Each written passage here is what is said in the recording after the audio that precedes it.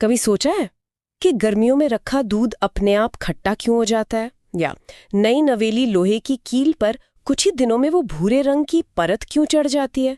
अंगूर से शराब बनना, हमारा खाना पचाना, सांस लेना, ये सब इतने अलग अलग काम है, लेकिन इन सब में एक जादुई बात कॉमन है। इन सभी प्रोसेसेस में जो शुरुआती चीज होती है वो पूरी तरह से कुछ नया बन जाती है, उसकी पहचान ही बदल जाती है। विज्ञान की दुनिया में जब भी ऐसा कोई बदलाव होता है तो उसे एक रासायनिक अभिक्रिया या केमिकल रिएक्शन कहते हैं। और आज हम इन्हीं स्रोतों के आधार पर इसी जादुई दुनिया को समझने की कोशिश करेंगे। हम देखेंगे कि ये केमिकल रिएक्शन आखिर हैं क्या, हमें पता कैसे चलता है कि कोई रिएक्शन हो भी रहा है या नहीं, और सबसे जरूरी, वैज्ञानिक पूरी दुनिया में एक दूसरे से इन रिएक्शंस के बारे में बात कैसे करते हैं, मतलब उनकी भाषा क्या है। तो चलिए हमारे चारों ओर हो रहे इन बदलावों के पीछे छिपे विज्ञान को समझने की इस गहरी पड़ताल में उतरते हैं। तो सबसे पहला सवाल तो यही आता है मन में, मान लीजिए कोई चीज बदल रही है, तो हमें कैसे पता चलेगा कि ये सिर्फ एक फिजिकल चेंज है, जैसे पानी का बर्फ बनना, या फिर ये एक असली केमिकल रिएक्शन है? क्या इसके कुछ पक्के संकेत होते हैं? बिल्कुल, ये एक बहुत अच्छा सवाल है। असल में हमें एक जासूस की तरह कुछ सुराग ढूंढने पड़ते हैं। इन सोर्सेज में 4 मुख्य सुरागों की बात की गई है। पहला, पदार्थ की अवस्था बदल सकती है, मतलब कोई ठोस चीज शायद गैस बन जाए। दूसरा, रंग में बदलाव आ सकता है। अच्छा। तीसरा, हो सकता है कि कोई गैस निकलने लगे जैसे बुलबुले या धुआं। और चौथा और सबसे आम, तापमान बदल सकता है, यानी जिस बर्तन में रिएक्शन हो रहा है वो या तो गर्म हो जाएगा या एकदम ठंडा। अच्छा, मतलब इन चारों में से कोई भी एक चीज हो तो हम मान सकते हैं कि कुछ केमिकल गड़बड़ चल रही है। यहाँ एक बड़ा मजेदार एक्सपेरिमेंट बताया गया है मैग्नीशियम के एक फीते को जलाने का। हाँ, मैंने स्कूल में देखा है, इससे बहुत तेज सफेद रोशनी होती है। हाँ, और जब वो जल जाता है तो क्या बचता है? वो चमकीला फीता एक सफेद पाउडर में बदल जाता है जो मैग्नीशियम ऑक्साइड होता है। जी। तो देखिए, यहाँ 2 सुराग मिले, एक तो अवस्था बदली, हाँ, ठोस फीता ठोस पाउडर बन गया। बिल्कुल, और दूसरा उसका रंग और रूप पूरी तरह बदल गया। ये एक क्लासिक केमिकल रिएक्शन का उदाहरण है। और एक और उदाहरण है जिंक के दानों पर एसिड डालने का, उसमें तो बुलबुले निकलते हैं। हाँ, तो वो तीसरा सुराग हो गया, यानी गैस का निकलना। सही पकड़ा, वो हाइड्रोजन गैस के बुलबुले होते हैं। और अगर आप उस फ्लास्क को छुएंगे जिसमें ये रिएक्शन हो रहा है तो वो गर्म महसूस होगा। ये चौथा सुराग है, तापमान में बदलाव। तो एक ही रिएक्शन में हमें कई सुराग मिल सकते हैं। ठीक है, तो ये तो समझ आ गया कि रिएक्शन को पहचानना कैसे है, लेकिन अगर मुझे किसी को इसके बारे में बताना हो तो क्या मैं हर बार इतनी लंबी कहानी सुनाऊंगी कि जब मैंने जिंक के दानों में सल्फ्यूरिक एसिड डाला तो हाइड्रोजन गैस निकली और फ्लास्क गर्म हो गया? वैज्ञानिक जब लैब में काम करते हैं तो क्या वे सच में ऐसे ही लिखते हैं? ये तो बहुत अव्यावहारिक लगता है। हाँ हाँ, बिल्कुल नहीं। इसी आलस या कहें कि कुशलता से रासायनिक समीकरणों का जन्म हो, ये वैज्ञानिकों की अपनी शॉर्ट हैंड भाषा है। पहले तो उन्होंने इसे थोड़ा आसान किया और शब्द समीकरण बनाए, जैसे magnesium plus oxygen is equal to magnesium oxide. मतलब प्लस का निशान दिखाता है कि चीजें मिल रही हैं और तीर दिखाता है कि उनसे क्या बन रहा है। बाईं तरफ वाली चीजें अभिकारक और दाईं तरफ वाली उत्पाद। सिंपल है। एग्जैक्टली। लेकिन वैज्ञानिकों को इससे भी ज्यादा शॉर्टकट चाहिए था, तो उन्होंने शब्दों की जगह सीधे तत्वों के सिंबल्स इस्तेमाल करने शुरू कर दिए। तो वही समीकरण बन गया Mg plus O2 goes to MgO। अब देखिए ये कितना छोटा और साफ है, पूरी दुनिया का कोई भी केमिस्ट इसे पढ़कर समझ जाएगा। हाँ, ये तो बहुत सुविधाजनक है। लेकिन एक मिनट, यहाँ मुझे गड़बड़ दिख रही है। तीर के बाईं तरफ ऑक्सीजन के 2 परमाणु हैं, O2, लेकिन दाईं तरफ MgO में सिर्फ एक ही है। एक ऑक्सीजन का परमाणु कहाँ गया? क्या वो गायब हो गया? बहुत बढ़िया, आपने उस समस्या को पकड़ लिया जो केमिस्ट्री के सबसे बड़े नियमों में से एक की तरफ ले जाती है। ऐसे समीकरण को जो बस रिएक्शन का ढांचा बताएं लेकिन एटम्स की गिनती में बराबर ना हो, उसे कंकाली समीकरण कहते हैं। ये अधूरा है। तो इसे ठीक करना क्यों जरूरी है? एक एटम इधर उधर हो गया तो क्या फर्क पड़ता है? फर्क पड़ता है, और बहुत बड़ा। ये द्रव्यमान के संरक्षण के नियम का सवाल है। ये प्रकृति का एक फंडामेंटल नियम है जो कहता है कि आप किसी भी रिएक्शन में द्रव्यमान को न तो बना सकते हैं और न ही खत्म कर सकते हैं। आसान भाषा में, जितना सामान आप रिएक्शन शुरू करने के लिए लेंगे, उतना ही सामान आपको अंत में मिलना चाहिए, भले ही उसका रूप बदल गया हो। मतलब अगर आपने 10 ग्राम सामान से शुरू किया तो अंत में भी सब कुछ मिलाकर 10 ग्राम ही होना चाहिए। बिल्कुल। और ऐसा तभी हो सकता है जब रिएक्शन के दोनों तरफ हर तत्व के परमाणुओं की संख्या बराबर हो। कोई भी परमाणु हवा में गायब नहीं हो सकता।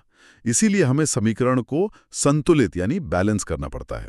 तो ये समीकरण को संतुलित करना एक तरह की पहेली सुलझाने जैसा है। एकदम सही कहा आपने। इसका एक ही नियम है, आप समीकरण के दोनों तरफ तराजू के पल्लों की तरह देखिए। आपको दोनों तरफ हर तत्व के परमाणुओं की गिनती बराबर करनी है, लेकिन आप किसी चीज का फॉर्मूला नहीं बदल सकते। जैसे H2O को H2O2 नहीं बना सकते। आप सिर्फ ये बदल सकते हैं कि आप उसके कितने अणु इस्तेमाल कर रहे हैं। तो आप नंबरों को आगे पीछे तब तक करते हैं जब तक दोनों पल्ले बराबर ना हो जाएं। अच्छा, तो वो जो लंबा सा उदाहरण दिया है आयरन और पानी की भाप का, Fe प्लस H2O जाता है FeCO4 प्लस H2। इसमें हम बस दोनों तरफ परमाणुओं की गिनती बराबर करने की कोशिश करते हैं। जैसे दाईं तरफ 3 आयरन है तो बाईं तरफ Fe के आगे 3 लगा दो, दाईं तरफ 4 ऑक्सीजन है तो बाईं तरफ H2O के आगे 4 लगा दो। हाँ, और जब आप H2O के आगे 4 लगाते हैं तो हाइड्रोजन 4 गुना 2 यानी 8 हो जाते हैं। तो उसे बराबर करने के लिए आपको दाईं तरफ H2 के आगे भी 4 लगाना पड़ेगा और अंत में आपको एक संतुलित समीकरण मिलता है। 3Fe प्लस 4H2O जाता है Fe3O4 प्लस 4H2O। अब आप गिन लीजिए, दोनों तरफ सब कुछ बराबर है। कमाल है। और फिर हम चाहे तो इसे और जानकारी से भरपूर बना सकते हैं, ये बता करके कौन सी चीज ठोस है, कौन सी गैस। जैसे आयरन के लिए S यानी सॉलिड और पानी के लिए G यानी गैस, क्योंकि यहाँ भाप का इस्तेमाल हुआ है। ये तो किसी रेसिपी की तरह हो गया, जिसमें सारी सामग्री और उसकी मात्रा लिखी होती है। बिल्कुल। एक संतुलित रासायनिक समीकरण किसी भी केमिकल रिएक्शन की पूरी कहानी बता देता है। ठीक है, तो हमने रिएक्शन की भाषा तो सीख ली, पर क्या सारे रिएक्शन एक जैसे होते हैं या इनके भी कुछ प्रकार होते हैं? जैसे फिल्मों की अलग अलग जॉनर होती हैं, कॉमेडी, एक्शन, ड्रामा। हाँ, बहुत अच्छा एनालॉजी है। हाँ बिल्कुल, प्रकार होते हैं। सबसे पहला और सीधा साधा प्रकार है संयोजन अभिक्रिया, कॉम्बिनेशन रिएक्शन। इसमें जैसा कि नाम से ही पता चल रहा है, 2 या 2 से ज्यादा चीजें जुड़कर एक नई बड़ी चीज बना लेती हैं। A प्लस B मिलकर C बन गया। जैसे दीवारों पर पुताई के लिए जो चूना इस्तेमाल होता है, सोर्सेज बताते हैं कि जब बिना बुझे चूने में पानी डालते हैं तो वो मिलकर बुझा हुआ चूना बना लेता है। और उस रिएक्शन में एक और बहुत ज़रूरी चीज़ होती है। अगर आपने कभी चूने में पानी मिलते देखा हो तो बर्तन बहुत ज़्यादा गर्म हो जाता है, उसमें से भाप निकलने लगती है। ऐसा इसलिए होता है क्योंकि इस जुड़ने की प्रक्रिया में बहुत सारी ऊर्जा गर्मी के रूप में बाहर निकलती है। जिन भी रिएक्शंस में गर्मी बाहर निकलती है उन्हें ऊष्माक्षेपी, एक्सोथर्मिक कहते हैं। और सबसे बड़ा ऊष्माक्षेपी रिएक्शन तो हम खुद हैं, हमारा सांस लेना। ये पढ़कर मैं हैरान रह गई। हम जो खाना खाते हैं उससे ग्लूकोज मिलता है और सांस से ऑक्सीजन। हमारी कोशिकाएं उस ग्लूकोज को ऑक्सीजन की मदद से जलाकर ऊर्जा पैदा करती हैं। सही कहा। असल में हमारा जिंदा रहना एक बहुत धीमी और कंट्रोल्ड दहन की प्रक्रिया है। यह कहना गलत नहीं होगा कि हम सब अंदर से बहुत धीरे धीरे जल रहे हैं और यही आग हमें जिंदा रखे हुए हैं। वाह, तो संयोजन का उल्टा भी तो होता होगा, जहां चीजें जुड़ने की बजाय टूटती हैं। जरूर होता है। उसे कहते हैं वियोजन अभिक्रिया, डीकंपोजिशन रिएक्शन। इसमें एक बड़ा यौगिक टूटकर 2 या 2 से ज्यादा छोटी छोटी चीजों में बिखर जाता है। अच्छा।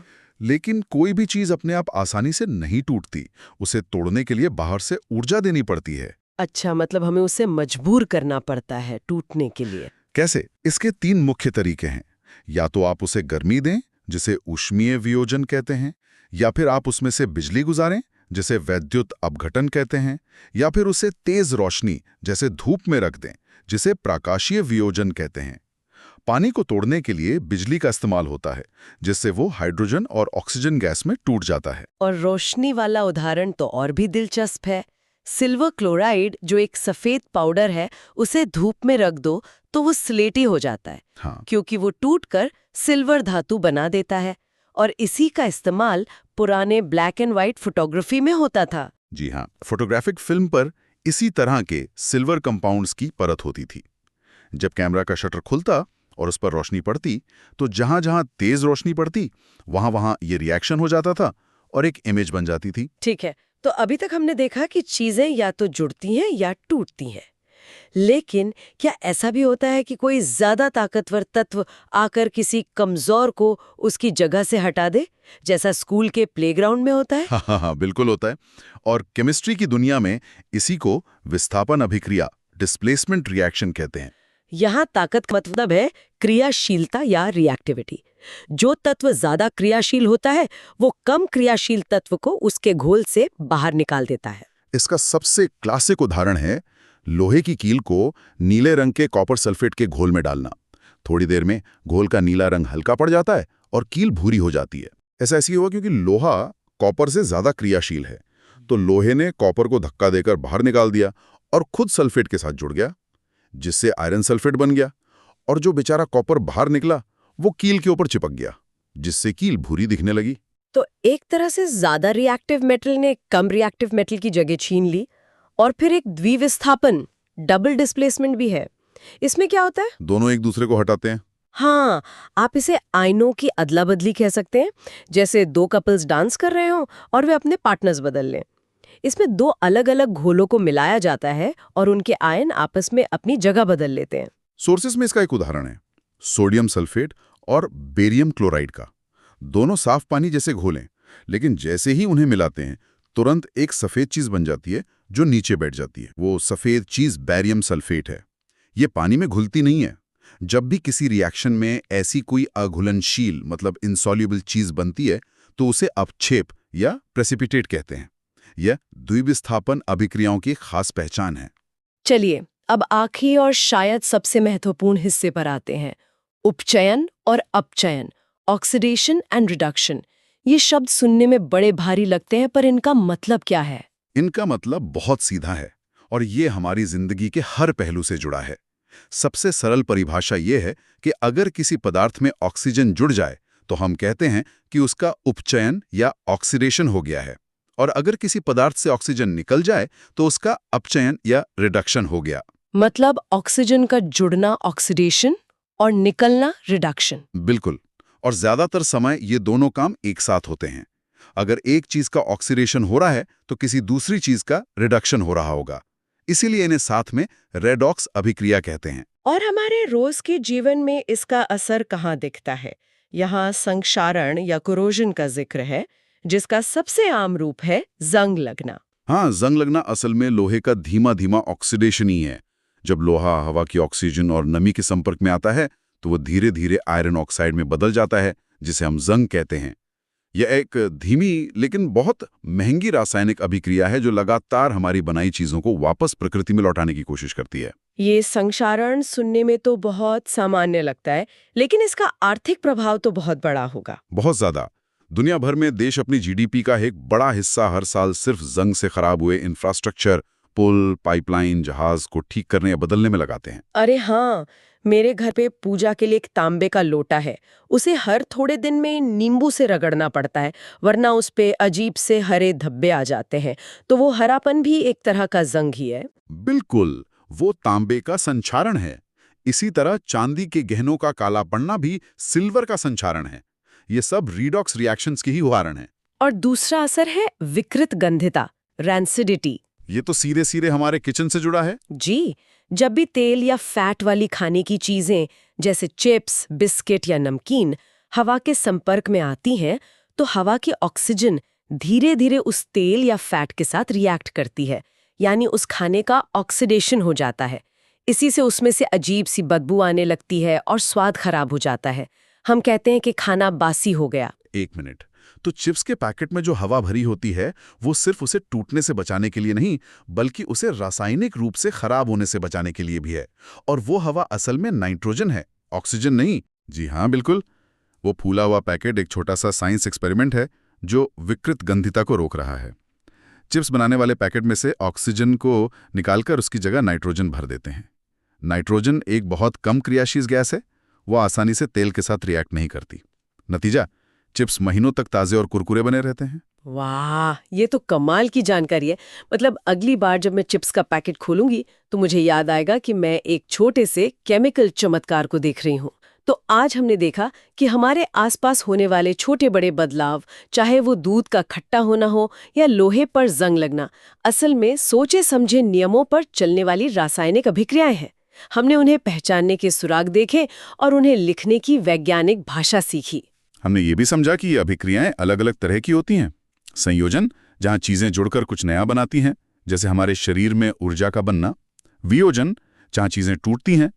विस्थापन, जहाँ ताकतवर कमजोर की जगह ले लेता है।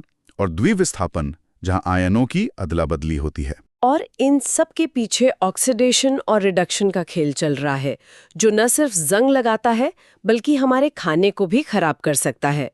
लेकिन इन सोर्सेस में एक बहुत गहरी बात लिखी है कि किसी भी केमिकल रिएक्शन में एक तत्व का परमाणु दूसरे तत्व के परमाणु में नहीं बदलता, लोहा सोना नहीं बन जाता। सही बात है। नहीं कोई परमाणु कहीं से आता है और नहीं कहीं गायब होता है। असल में बस परमाणुओं के बीच की पार्टनरशिप, उनके आपसी बंधन टूटते हैं और नए बंधन जुड़ते हैं। खिलाड़ी वही रहते हैं, बस टीमें बदल जाती हैं। और इसी बात पर मैं एक सवाल छोड़कर जाना चाहती हूँ।